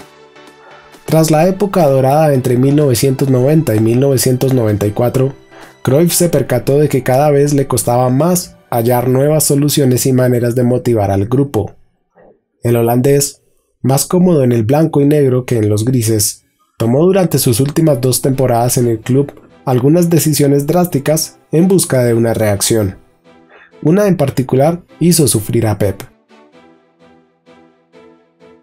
Cuando Cruyff comunicó a su bizarreta, un capitán, un líder, un hermano para Guardiola, que tenía que abandonar el club, Pep lo sintió como el final de una gran película, como si le arrancaran algo. Mantuvo la compostura hasta la noche en que la plantilla se reunió en un restaurante para rendir homenaje al guardameta. De repente, Pep desapareció y lo encontraron en un rincón llorando. Solo Subi consiguió consolarle. El año 1994 significó la confirmación de Guardiola como director del juego del Barça. Mi función era mover el balón por el campo para que mis compañeros acabaran la jugada, explica. Con la marcha de su bizarreta, Pep se erigió además en el nuevo líder, el encargado de ejecutar las instrucciones de Cruyff dentro y fuera del campo. No se puede dudar de Guardiola como admirador de un juego que empieza y acaba en lo coral, en el colectivo, pero es el primero en reconocer que hay unos cuantos elegidos que elevan el partido, la jugada, el deporte a la categoría de arte, y por ellos siente debilidad, como debe ser. Cuando Romário firmó por el club azulgrana, Cruyff invitó a cenar al brasileño y a Pep como capitán del equipo. El entrenador se quedó entre extrañado y asustado ante la admiración excesiva, casi reverencial, que Pep mostró por el recién llegado. De hecho, tal era su adoración hacia la nueva estrella que cuando Romário se ausentó para ir al baño, Cruyff tuvo que pedirle a su capitán que dejara de actuar como si fuera un adolescente. La calidad de la plantilla se había deteriorado desde aquella fatídica noche en Atenas. Con 11 torneos conquistados, Johan Cruyff se había convertido en el entrenador con el mayor número de éxitos en Can Barça, solo superado luego por el mismo Pep, y todavía es el técnico más longevo del club. Sin embargo, en sus últimos 2 años, hasta su marcha en 1996, no consiguió un solo título, y las grandes desavenencias entre el entrenador y el presidente, Josep Lluís Núñez, se llegaron a escenificar de un modo muy público. En su última temporada, 1995 a 1996, Cruyff fichó a Luis Figo, procedente del Sporting de Lisboa, pero los resultados en el campo no mejoraban. La etapa tocó claramente a su fin durante el último mes de la temporada. 2 encuentros antes del final, el Barcelona perdió matemáticamente sus opciones de ganar la Liga. Había caído eliminado en las semifinales de la Copa de la UEFA ante el Bayern de Múnich y perdió la final de la Copa del Rey ante el Atlético de Madrid. Cruyff y Núñez eran incapaces de limar asperezas. El 18 de mayo, justo antes de la última sesión de entrenamiento previa al partido final en casa contra el Celta de Vigo, y después de una acalorada discusión entre el técnico, y el vicepresidente Johan Gaspart en el despacho del entrenador, Johan Cruyff, el hombre que había guiado al Barça en el periodo más brillante de su historia, fue despedido. El holandés no habría continuado entrenando al Barça la siguiente temporada, pero su deseo era dirigir al equipo el resto de la actual y terminar su etapa con cierta dignidad. Cruyff sabía que el club ya había movido ficha para designar a Sir Bobby Robson como su sucesor, lo que sintió como una humillación adicional. Al final, el técnico que había cambiado la historia del Barcelona perdió la batalla en medio de la intensa presión del club, los conflictos entre bastidores y su deteriorada relación con los directivos. Durante ese periodo convulso, Guardiola prefirió actuar como la mayoría de sus compañeros, observar, desde una distancia prudente, el desmoronamiento del proyecto. En el primer partido de la era post-Cruyff, el Camp Nou se llenó de pancartas de apoyo al entrenador saliente, una muestra unánime de agradecimiento y reconocimiento, pese a que la grada estaba dividida entre los que le apoyaban y los que justificaban la decisión de Núñez, una división que todavía hoy parte al club en épocas de tensión. Cruyff se había ido, pero uno de sus legados más perdurables permaneció en la figura de Pep Guardiola, que iba convirtiéndose poco a poco en ícono de una manera de entender el fútbol y en la personificación de lo que el holandés había puesto en marcha. Sir Bobby Robson era un entrenador jovial de 63 años que rápidamente se ganó, entre los jugadores veteranos, el sobrenombre de l'Abbé Miquel, el abuelo Miquel, la estrella de un anuncio de vino barato. Robson, que nunca aprendió español ni comprendió a sus jugadores, sufrió las justas pero inevitables comparaciones con el míster holandés, cuya sombra habría eclipsado a cualquiera. Una de las primeras sesiones de entrenamiento de Sir Bobby Robson en el Camp Nou, a última hora de la mañana, 1996. Una mañana, al poco de llegar, Sir Bobby Robson cogió una tiza para explicar un concepto táctico. José Mourinho iba a traducir su inglés. A falta de pizarra, se arrodilló y empezó a garabatear 4 cosas en el suelo, mientras los futbolistas se miraban sin saber bien qué hacer. Justo en ese momento, Robson perdió el vestuario.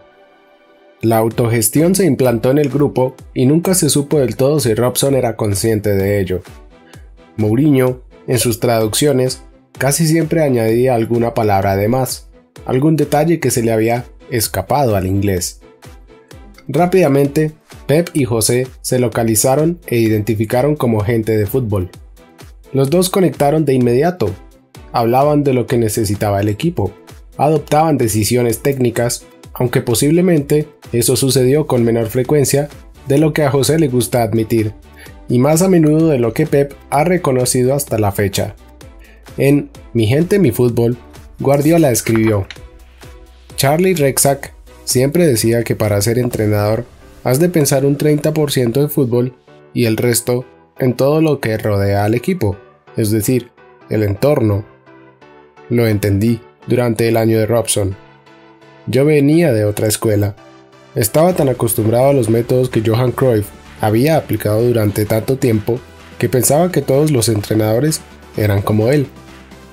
Robson, en cambio, creía que había que ser diferente, y eso no era lo que yo esperaba. Sin embargo, él tenía razón, aunque tardamos 3 o 4 meses en entenderlo. Y en estas cosas del fútbol, si pierdes 3 o 4 meses, ya es demasiado tarde. En el fútbol hay que ser valiente, siempre. Si solo protestamos, somos hombres muertos. Hay que pasar a la acción, entendiendo por acción el compromiso por la causa común. Tanto Robson como nosotros, los jugadores, luchábamos por una misma causa, el Barça. Cuando coincidimos en el pensamiento, quizá fue demasiado tarde, y entonces esa sincronía fue interpretada, o mejor dicho, fue bautizada como la autogestión. Pep puede hablar de sincronía y alegar que el tema de la autogestión era solo una forma de entender lo que sucedió aquel año con Robson, pero su interpretación es interesada. La realidad lo desmiente. En el descanso de la final de la Copa del Rey de 1997 contra el Real Betis, Sir Bobby Robson se sentó en un rincón del vestuario en el Bernabéu. El partido estaba empatado a 1 y los jugadores del Barça quisieron tomar la iniciativa y capitalizar los puntos débiles que ellos mismos habían detectado en la banda izquierda de la defensa del Betis, mientras se animaban a explotar los espacios entre líneas del rival. Los futbolistas, y no el entrenador, se daban instrucciones, aderezadas por algún consejo de Mourinho. Finalmente, el Barça ganó en la prórroga por 3-2 y conquistó su tercer título, la Copa del Rey, tras la Supercopa de España y la Recopa de Europa, en una temporada que ha quedado grabada en la retina de los culés por las imágenes de Ronaldo y su demoledora facilidad para sortear defensas. La confianza de Guardiola, su peso en el vestuario, se traducía en preguntas constantes. ¿Por qué hacemos esto? ¿Por qué no empezamos de esta o esa forma? ¿Por qué no enviamos a esos jugadores para allá cuando el balón está acá? Estaba hasta las mismísimas narices de Pep, todo el santo día igual. Que si esto y que si lo otro, y que si esto y que si lo otro en el vestuario.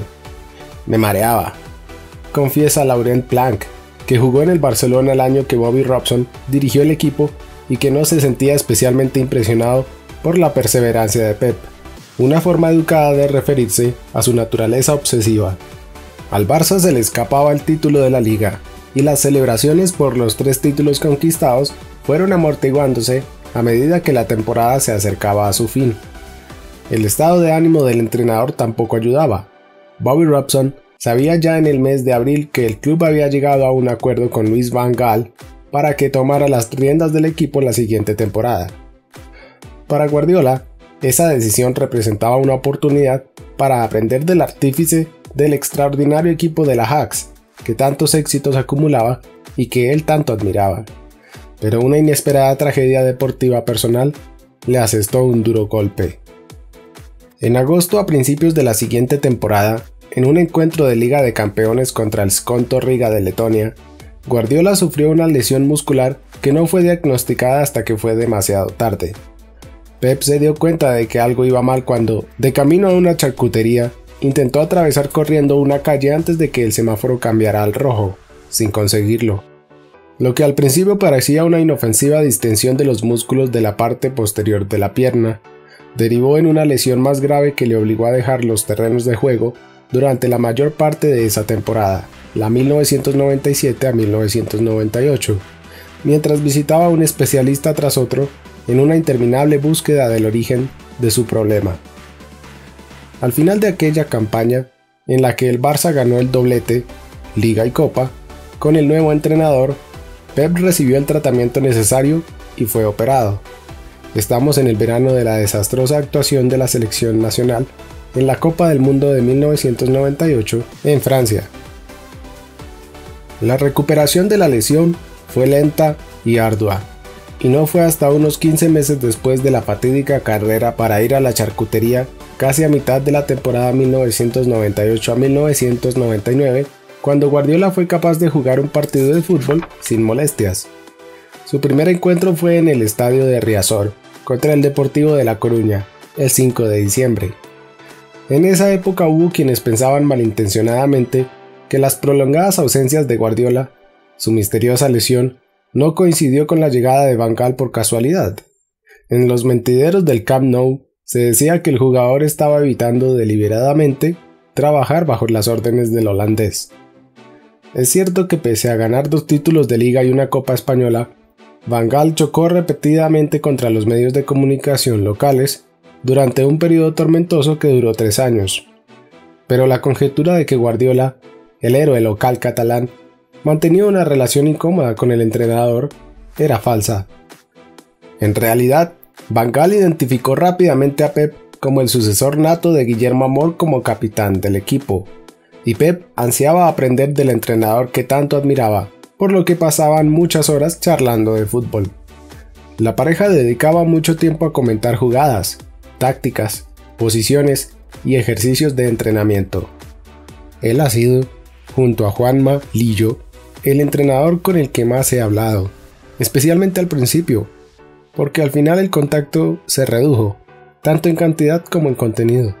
Recuerda Pep, a modo de muestra del respeto mutuo que se profesaban, un botón. Cuando solicité a Van Gaal una entrevista, el técnico, que por entonces se negaba a dar entrevistas, no tuvo ningún inconveniente en conversar toda una mañana sobre Guardiola.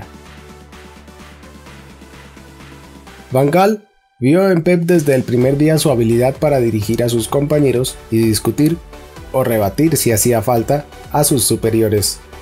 Nombré a Guardiola capitán porque el chico podía hablar de fútbol. Resultaba evidente que era un jugador con un alto conocimiento táctico. Guardiola hablaba como un entrenador, incluso entonces, algo que no muchos jugadores pueden hacer. La mejor posición de Guardiola era como 4, delante de la defensa, porque desde allí podía anticipar la jugada, ver el fútbol. Era más joven que Amor y Nadal, pero era mi capitán. En una reunión le comuniqué que lo había elegido a él y me comentó: lo normal en el Barcelona no es eso, aquí el jugador más veterano es el que lleva el brazalete. Pero yo insistí: no, tú eres el único con el que puedo hablar a mi nivel, tú serás el capitán. Guardiola solía indicar a otros jugadores como Figo dónde debían colocarse, delante de él, abiertos a la banda para recibir el balón en condiciones. Pep entiende de qué va esto, además de ser un buen tipo. Todo eso ayuda cuando debe imponer una instrucción o idea a sus compañeros. A medida que evolucionaba la relación entre el entrenador y el capitán, Pep se fue atreviendo a hacer algo más que difundir las instrucciones de Van Gaal al resto de los jugadores en el terreno de juego. Con frecuencia sugería un enfoque alternativo, si consideraba que podía favorecer al equipo. Van Gaal especifica la forma en la que ambos solían trabajar para intentar alcanzar la mejor de las soluciones. Pep siempre se mostró humilde. Sí, hablábamos y él sugería ideas, pero invariablemente sin intentar imponerse. Por ejemplo, te contaré lo que pasó con Stoichkov.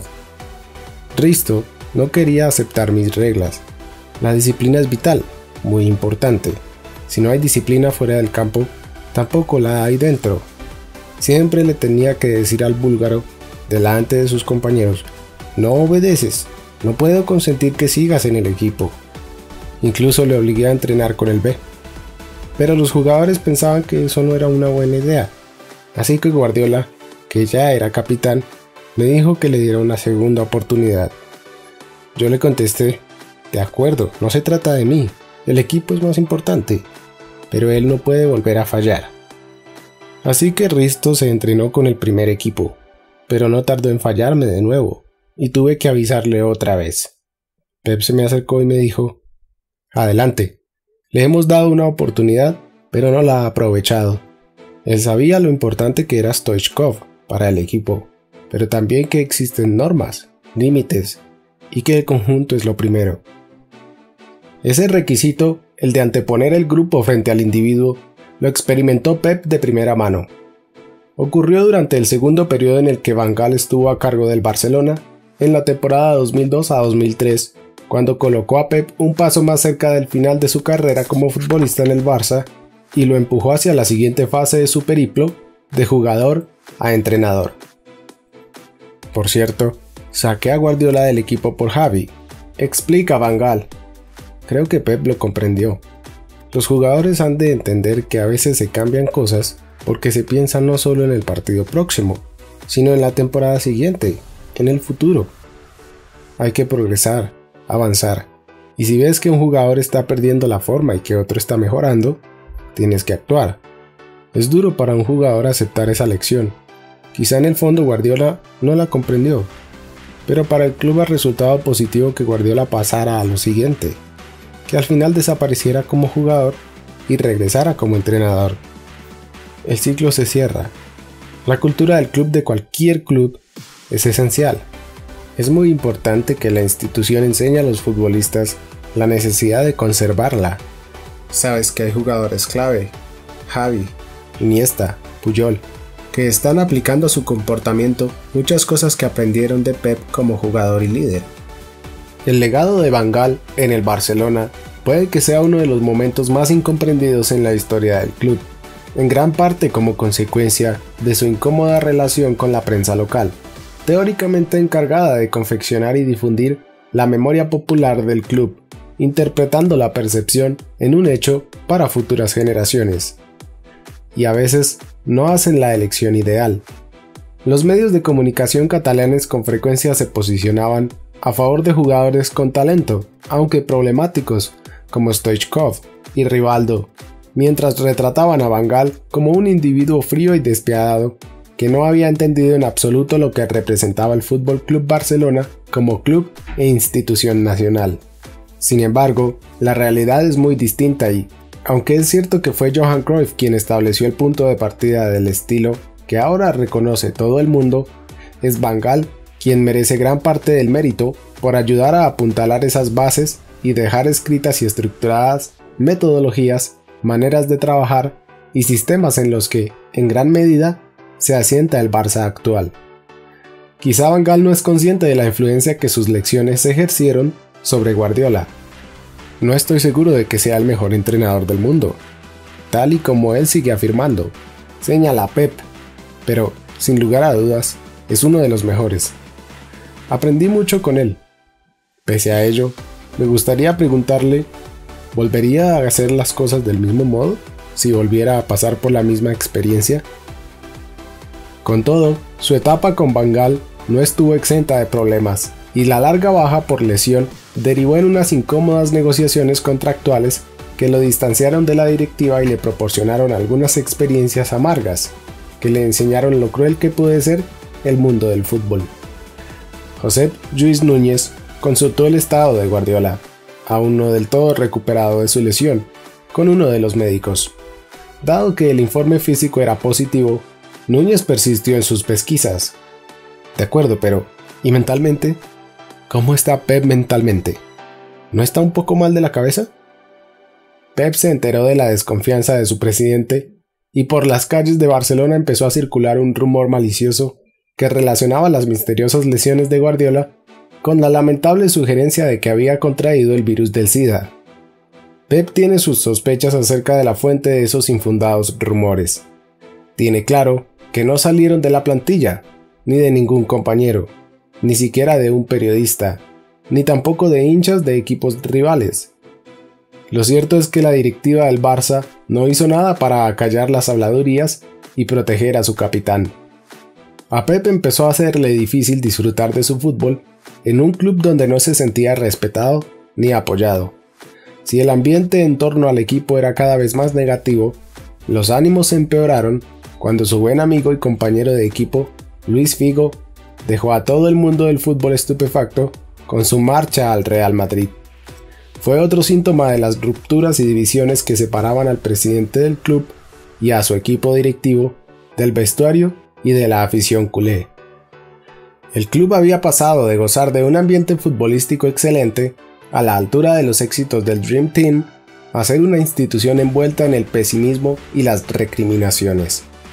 La hinchada volcó todas sus frustraciones en una manifiesta expresión de rabia ante lo que percibieron como el último acto de traición y engaño de Figo.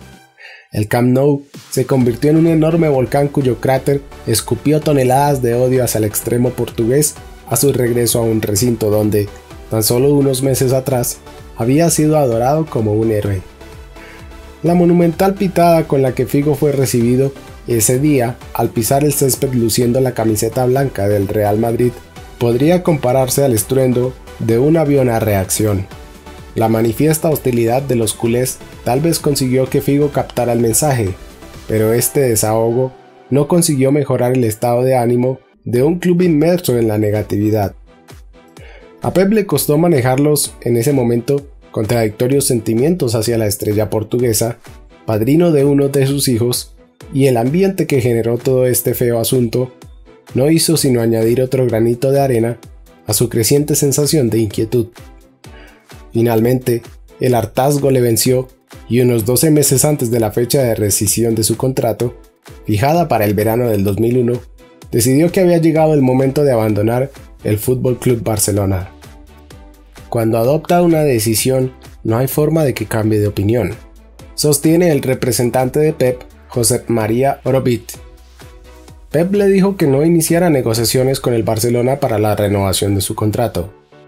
No fue, claro está, una decisión fácil, pero tal y como describió el mismo Pep, cuando pongo en una balanza las dos cosas, lo que pierdo y lo que puedo ganar, veo que esta segunda está más llena. La despedida de Pep tuvo lugar 2 meses antes de que la temporada tocara a su fin, en una emotiva y concurrida rueda de prensa en el Camp Nou. Se plantó delante del micrófono solo, sin la presencia, como era habitual, de un representante de la junta directiva. El presidente en esa época, Joan Gaspart, alguien que raramente perdía la oportunidad de aparecer ante los focos, estaba convenientemente de viaje de negocios. Pep, con la voz quebrada por la emoción, anunció: «Llegué con 13 años. Ahora tengo 30 y soy padre de familia. Mi carrera se me escurre entre los dedos y quiero acabarla en el extranjero, conociendo nuevos países, nuevas culturas y nuevas ligas. En cierto sentido me siento un poco liberado, un poco más tranquilo, más cómodo». El 24 de junio de 2001, tras 11 temporadas en el primer equipo, Pep Guardiola, el capitán del Barça, el jugador más condecorado en la historia del club y el último símbolo icónico del Dream Team que todavía jugaba en el Camp Nou, se marchó del club que amaba. Había participado en 379 partidos, marcado solo 10 goles, pero ganado 16 títulos, incluyendo 6 ligas, una Copa de Europa, 2 Copas del Rey y 2 Recopas. Cuando se marchó, lo hizo como algo más que un gran jugador. Era un símbolo de la identidad catalana del equipo, en una era definida por la afluencia de jugadores extranjeros. Después de su último partido en el Camp Nou, en la vuelta de semifinales de la Copa del Rey, en que el Barça cayó eliminado frente al Celta, Pep esperó a que las gradas quedaran vacías. Cristina, su compañera, estuvo brindándole su apoyo, tal como había hecho desde el primer día, desde que Pep entró en la tienda de ropa de su familia en Manresa. Un simple día de compras para probarse unos pantalones vaqueros que desembocó en una relación que se convertiría en una fuente de fortaleza y confort para Pep en los momentos más duros de su carrera profesional. Momentos como aquel. Ese día, Pep, Cristina y Josep María Orovic salieron juntos del vestuario, recorrieron el túnel y subieron los pocos peldaños que les separaban de la línea de banda del Camp Nou. Pep permaneció allí de pie, por última vez como jugador, para despedirse del campo que había visto por primera vez 2 décadas antes, con 10 años, sentado detrás de la portería de la grada norte. Se empapó del silencio que reinaba en el estadio vacío, pero no afloró ni una lágrima. Su mayor sensación fue la de haberse quitado un gran peso de encima. Un pueblo italiano, en el comedor de una casa. Luciano Moggi está sentado ante su almuerzo, rodeado de guardaespaldas. Mediodía, verano del 2001. Cuando Pep se marchó, fue una etapa difícil. Recuerda a Carles Rexach. Lo difamaron de todas las formas imaginables. Se llevó un buen palo, sin ser el culpable de nada de lo que había pasado. Los jugadores de la cantera siempre estaban en la peor posición. Pep se sentía agotado profesionalmente y sufrió mucho. Guardiola sufre. No es la clase de persona a quien no le afecta nada de lo que puedan decir. Estaba sobrecargado. Sintió una especie de liberación cuando se marchó. Pep tenía 30 años cuando jugó su último encuentro en el club y todavía estaba en buena forma. Así que era inevitable que todos esperaran que firmara por alguno de los grandes equipos europeos. Y en efecto, empezaron a llover las ofertas. El Inter, el Milán, la Roma y la Lazio le pretendían desde Italia. El Paris Saint-Germain y un par de clubes griegos expresaron también interés. En Inglaterra, la disponibilidad de Pep despertó la atención del Tottenham, el Liverpool, el Arsenal, el Manchester United, el Wigan, el West Ham y el Fulham. Pero Guardiola quería jugar en el equipo que había cautivado su imaginación cuando era un niño que pateaba un balón en la plaza de su pueblo. Quería firmar con la Juventus, tal y como había hecho Platini, el ídolo cuyo póster decoró durante tantos años la pared de su habitación en Sant Pedor. Según Jaume Kollel, en su excelente biografía de Guardiola, las negociaciones de Pep con el conjunto italiano se desarrollaron como en una película de tintes mafiosos. La historia empezó con una llamada al representante del jugador, haciéndole saber que alguien de la Juventus quería mantener una reunión secreta con él. Aceptaron, y un individuo pasó a recoger a Orobic en Barcelona y conduciendo por carreteras secundarias le llevó hasta Turín. Apenas intercambiaron unas palabras durante el viaje, hasta que finalmente llegaron a un hostal modesto en un lugar remoto. Kollel lo explica así.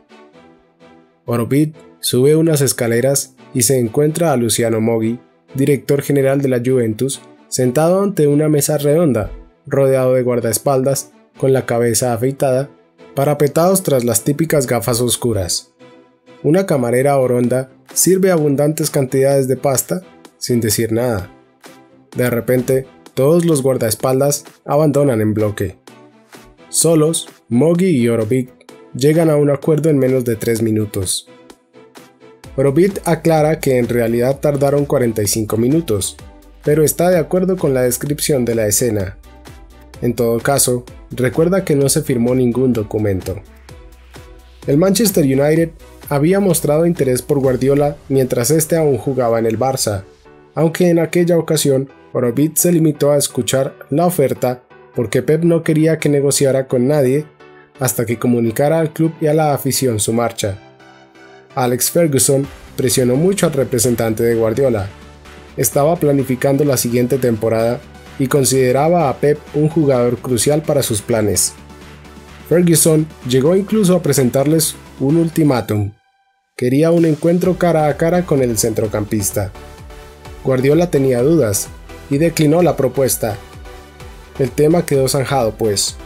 Ferguson se enfadó y empezó a buscar por otro lado, pero Pep no sintió remordimiento alguno. Quizá no elegí el momento más oportuno, admite ahora Sir Alex. En la rueda de prensa previa a la final de la Liga de Campeones 2001 en Wembley, cuando Pep dijo que Ferguson había actuado de forma correcta al no ficharle, en realidad estaba ocultando la verdad de aquella negociación fallida. Tras 6 o 7 meses de contactos, reuniones con el hijo de Ferguson y con el representante Francis Martin, y después de que Pep rechazara los impresionantes incentivos económicos que le ofrecían, el Manchester dejó de insistir. En su lugar, Ferguson fichó a Juan Sebastián Verón junto con Ruud van Nistelrooy y Laurent Blanc. En aquella temporada, el United quedó tercero en la liga inglesa. El Arsenal, el Liverpool y el Tottenham siguieron llamando a su puerta. El Inter, sobre todo, mostró un considerable interés, pero la Juventus seguía siendo el club preferido de Pep. Pese a ello, 3 meses después de las mencionadas negociaciones en Turín, durante los cuales se sucedieron los contactos entre el presidente de la Juventus, Umberto Agnelli, Moggi y los representantes de Pep, sucedió algo insólito. El club italiano negó que ese encuentro secreto se hubiera llevado a cabo, incluidos el plato de pasta, los guardaespaldas y el viaje desde Barcelona, y que se hubiera llegado a ningún acuerdo. El giro radical de la Juventus se explicaba por el despido del entrenador Carlo Ancelotti. Carlo había dado el visto bueno al fichaje de Pep, pero su sustituto, Marcelo Lippi, tenía dudas. La Juventus vendió a Zidane al Real Madrid y de repente los objetivos del club italiano cambiaron. Con los 76 millones de euros del traspaso de Zidane, el más caro de la historia hasta ese momento, los italianos decidieron montar un equipo más joven y ficharon a Pavel Nedved, Lilian Thuram, Marcelo Salas y Gianluigi Buffon. A medida que el verano avanzaba, fueron llegando nuevas oportunidades y opciones, incluso de los rincones más sorprendentes. El Real Madrid sondeó a Pep en una reunión en París. ¿Os habéis vuelto locos?, espetó Guardiola en una conversación que duró apenas 2 minutos. Cuanto más se aproximara el fin del plazo de inscripción en la Liga de Campeones, más difícil sería que Pep pudiera fichar por alguno de los grandes clubes. Había estado a punto de firmar con el Arsenal, pero el día anterior a la fecha límite, la propuesta de traspasar a Patrick Vieira al Real Madrid fracasó y el acuerdo para que Guardiola jugara a las órdenes de Arsène Wenger no se materializó. Fue una época difícil para Pep, agravada por las declaraciones de algunos enemigos del jugador a la prensa catalana, sugiriendo que ningún otro club lo quería en sus filas. Una manera de proteger al Barça de las críticas por haber perdido a un buen jugador sin recaudar nada por ello. Cerrado el plazo de inscripción de la Liga de Campeones y sin acuerdo con un grande, Pep aceptó una oferta del Brescia. El entrenador, Carlo Massone, dejó claro desde el principio que Pep estaba allí por el presidente, no porque él lo quisiera. Guardiola aceptó la premisa y se propuso probar su valía con su trabajo en el campo. Firmó el contrato el 26 de septiembre del 2001, con la temporada ya iniciada, pero no debutó hasta el 14 de octubre frente al Chievo Verona. Al mes y medio de estar en el Brescia, recuerda a Juan Malillo, entrenador y amigo de Pep. El equipo italiano ya jugaba de la forma que Pep, y no el entrenador, quería, pero Massone era lo bastante perspicaz como para no oponerse a las ideas del recién llegado. Un día, Pep pidió que los jugadores y el cuerpo técnico vieran unos videos del equipo con el que tenían que enfrentarse en el siguiente partido. Nunca se había hecho nada parecido en el Brescia. El hecho es que, en lugar de ver su paso por el Brescia como un retroceso en su carrera profesional, Pep lo interpretó como la posibilidad de conocer un nuevo estilo de juego y así enriquecer su conocimiento táctico. En esa época ya había decidido que quería continuar en el mundo del fútbol cuando su carrera como jugador tocara a su fin. El fútbol era su pasión, su obsesión, lo que mejor conocía, y la Serie A italiana estaba considerada el campeonato con las tácticas defensivas más avanzadas desde los tiempos de Sacchi. Aquel Milan de los 80 se consideraba un referente en el trabajo de equipo, en la exigencia táctica y en los planteamientos defensivos y ofensivos. Pep lo tenía claro.